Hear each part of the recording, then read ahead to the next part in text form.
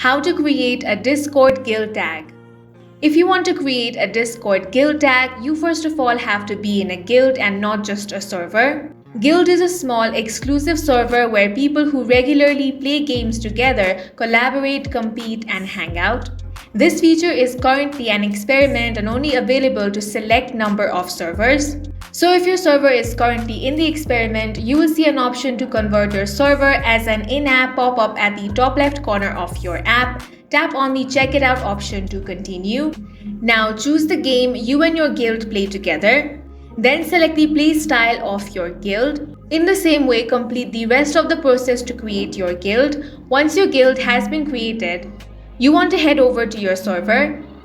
Then click on the server settings. Now scroll down and click on the guild settings option. From here, select the guild badge option.